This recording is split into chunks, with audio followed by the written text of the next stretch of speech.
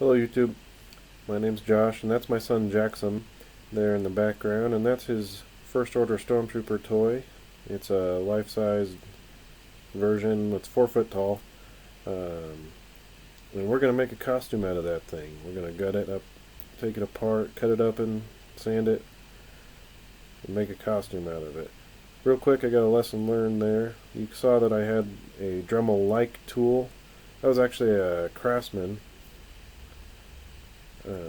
It ended up crapping out on me halfway through the project, so I ended up getting an actual Dremel and a plug-in version. It's much better than a battery-powered one for what we're doing here. Anyway, the goal to get this costume done is to get it done by Halloween. It's about a week before Halloween as I'm speaking. This was recorded about 2 weeks ago. Before that, I still have a lot of work to do, so I'm not sure if I'm going to finish or not. We'll see what happens. Apologize for the quality. I'll get better over time as I get some better equipment. I'm using a GoPro, like a GoPro 1. And I once heard Jimmy DiResta say that it's like having a surveillance video of you working in your workshop. And I can see why he says that. Maybe I'll get a better camera after a while, or learn how to use the GoPro better. We'll see what happens. The original video of this was 2 hours long before I started editing, so we're going to fast forward to it with 8 times speed. There's only so many times you can watch somebody cut a pipe. Anyway, I'm going to take this moment to thank another YouTuber, TJ Maggio. As far as I know, he's the first person that ever made this costume. And at least he's the first person to record doing it, and the only other video of it that I know of. Now mine's going to be a series of videos. His is kind of short. Now mine's not a how-to, but you're welcome to learn from my mistakes. You can see we made the feet there. That's one of the mistakes I made. So another lesson learned is, instead of making your feet like I did with a T-connector and a PVC pipe, just glue a T-connector inside the actual feet of the toy, because you're not going to need those anyway. And then you can plug the mannequin straight into those feet and it'll stand up just fine. So we ended up doing that later, just not right yet. Second lesson learned right now, you can see I'm making the shoulders.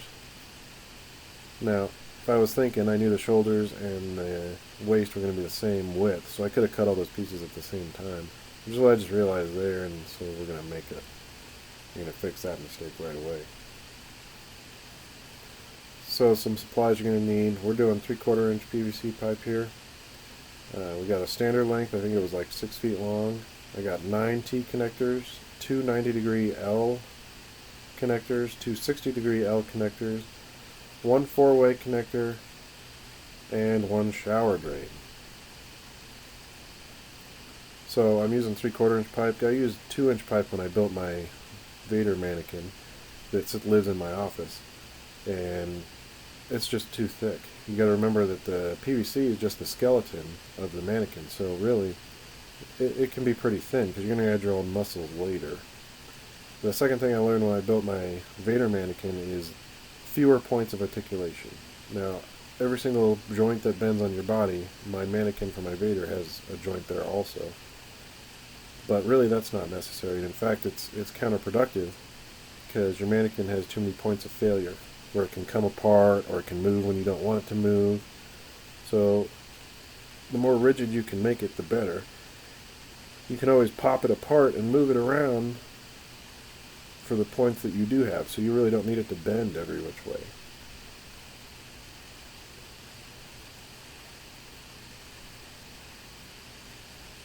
Okay, here's the shower drain that I used for the head. That's another lesson learned.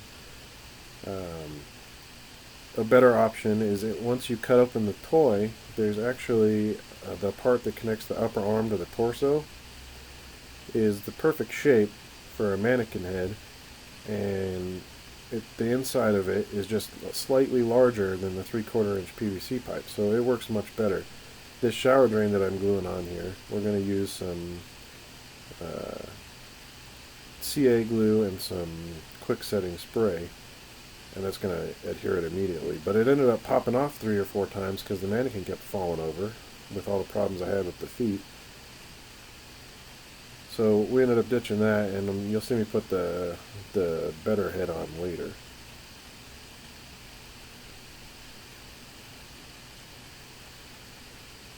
So here's our last piece of PVC that we had before we ran out. You'll see the garage door be open in a minute, and that's right after we ran to Lowe's. We're going to cut this last piece, and then we're going to realize we need more.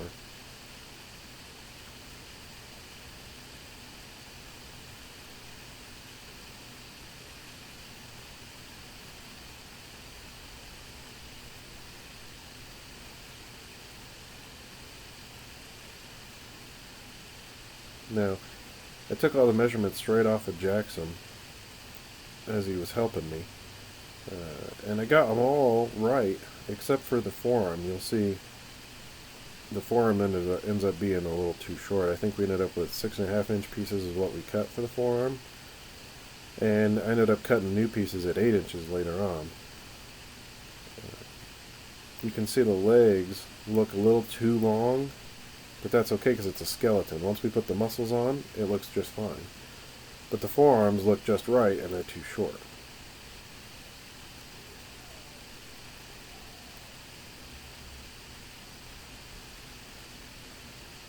For the hands, we're just going to use T-connectors for the hands, because all we got to do is make sure that they're capable of holding the gloves that we put on there.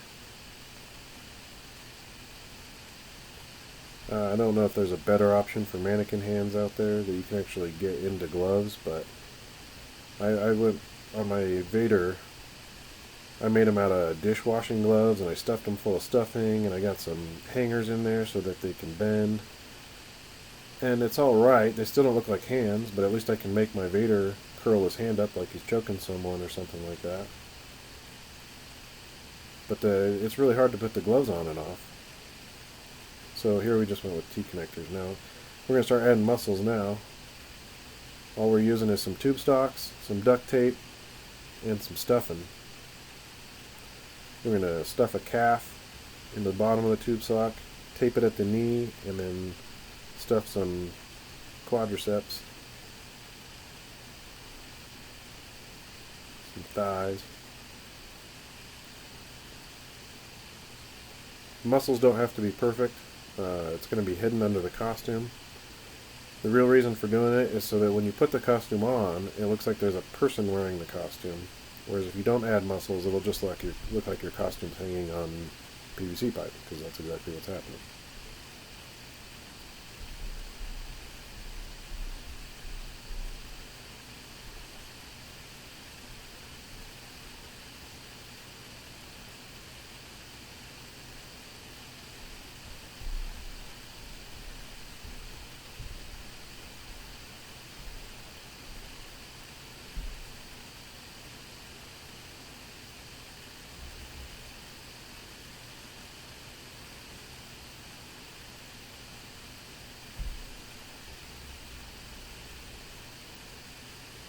Alright, so for the torso, there we have, it's just an old baseball shirt that my son had laying around. We're going to do the same thing with that, just tape it on with some duct tape, fill it up with stuffing.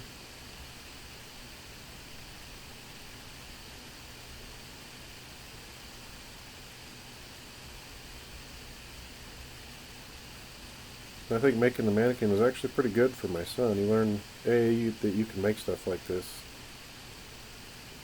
if you just think about it.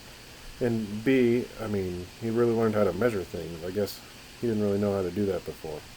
So now he knows how to use a measuring tape, and if I tell him, hey, go get me a 2-inch piece of wood, he can get a measuring tape and mark out 2 inches for me.